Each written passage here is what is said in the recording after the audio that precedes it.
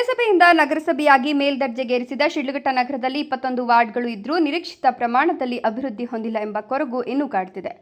ಮಳೆ ಮತ್ತು ಕೊಳಚೆ ನೀರು ಸರಾಗವಾಗಿ ಹರಿಯಲು ಮಾಜಿ ಸಚಿವ ವಿ ಮುನಿಯಪ್ಪನವರ ಕಾಲಾವಧಿಯಲ್ಲಿ ಅಂದರೆ 2004ರಲ್ಲಿ ಒಳಚರಂಡಿ ಯೋಜನೆಯನ್ನು ಶಿಡ್ಲಘಟ್ಟ ನಗರದಲ್ಲಿ ಯಶಸ್ವಿಯಾಗಿ ಅನುಷ್ಠಾನಗೊಳಿಸಲಾಗಿತ್ತು. ಕಾಲಕ್ರಮೇಣ ನಿರ್ವಹಣೆ ಕೊರತೆಯಿಂದಾಗಿ ಒಳಚರಂಡಿ ಯೋಜನೆ ಹಳ್ಳ ಹಿಡಿಯುವ ಲಕ್ಷಣಗಳು ಕಂಡುಬರುತ್ತಿದೆ. ಈಗ ಒಳಚರಂಡಿ ನೀರು ತ್ಯಾಜ್ಯ ಸಂಸ್ಕರಣಾ ಘಟಕ ಸೇರುವ ಬದಲಿಗೆ ಜಲಮೂಲವಾದ ಗೌಡನಕೆರೆಯಲ್ಲಿ ಸೇರುತ್ತಾ ಇದೆ.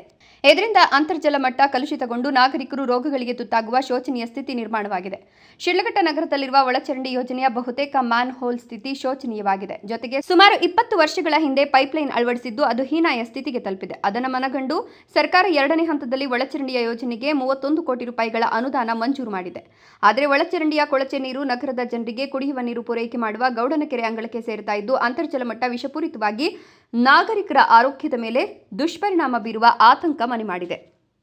ನಗರಸಭಾ ಅಧಿಕಾರಿಗಳು ಒಳಚರಂಡಿ ಯೋಜನೆಯನ್ನು ಸಮರ್ಪಕವಾಗಿ ನಿರ್ವಹಣೆ ಮಾಡದೆ ನಿರ್ಲಕ್ಷ್ಯ ವಹಿಸಿದ್ದಾರೆ ಅಂತ ನಾಗರಿಕರು ತೀವ್ರ ಆಕ್ರೋಶ ವ್ಯಕ್ತಪಡಿಸಿದ್ದು, ಒಳಚರಂಡಿ ನೀರು ಹಳೆ ಅಂಚೆ ಕಚೇರಿ ರಸ್ತೆಯಲ್ಲಿ ಮಳೆ ನೀರು ಹರಿಯಲು ನಿರ್ಮಿಸಿರುವ ಚರಂಡಿ ಮೂಲಕ ಗೌಡನಕೆರೆಗೆ ಹರಿಸಲಾಗುತ್ತಿದೆ.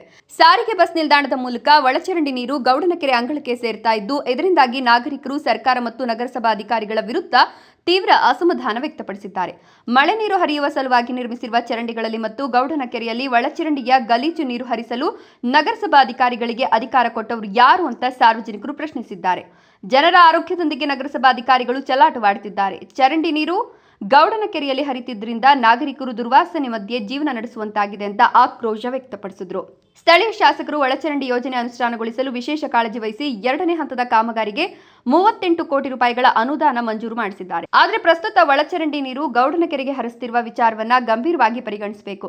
ಇದೇ ಪರಿಸ್ಥಿತಿ ಮುಂದುವರೆದರೆ ಮುಂದಿನ ದಿನಗಳಲ್ಲಿ ಅಂತರ್ಜಲ ಮಟ್ಟ ಕಲುಷಿತಗೊಂಡು ನಾಗರಿಕರು ಅನೇಕ ರೋಗ ರುಜಿನಗಳಿಗೆ ತುತ್ತಾಗುವ ದಿನಗಳು ದೂರ ಇಲ್ಲದಂತಾಗಿದೆ. ಒಳಚರಂಡಿ ನೀರು ಗೌಡನಕೆರೆಗೆ ಹರಿಸಿದ್ರೂ ಸಣ್ಣ ನೀರಾವರಿ ಇಲಾಖೆ ಅಧಿಕಾರಿಗಳು ಮತ್ತು ಪರಿಸರ ಸಂರಕ್ಷಣೆ ಮಾಡುವ ಜವಾಬ್ದಾರಿಯನ್ನು ಹೊಂದಿರುವ ಪರಿಸರ ಇಲಾಖಾ ಅಧಿಕಾರಿಗಳು ಗಾಢ ನಿದ್ರೆಯಲ್ಲಿರುವುದು ದುರಂತವೇ ಸರಿ. ಈಗಲಾದರೂ ಸಂಬಂಧಪಟ್ಟ ಇಲಾಖೆ ಹಿರಿಯ ಅಧಿಕಾರಿಗಳು ಗಮನ ಹರಿಸಿ ಒಳಚರಂಡಿ ನೀರು ಕೆರೆಗೆ ಹರಿಸದಂತೆ ನಿರ್ಬಂಧಿಸಬೇಕು. ಇಲ್ಲದಿದ್ದ ಪಕ್ಷದಲ್ಲಿ ನಗರಸಭಾ ವಿರುದ್ಧ ಹೋರಾಟ ನಡೆಸಲಾಗುವುದು ಅಂತ ನಾಗರಿಕರು ಎಚ್ಚರಿಸಿದ್ದಾರೆ. F Pasha, Shidlaghatta, Royals Kannada.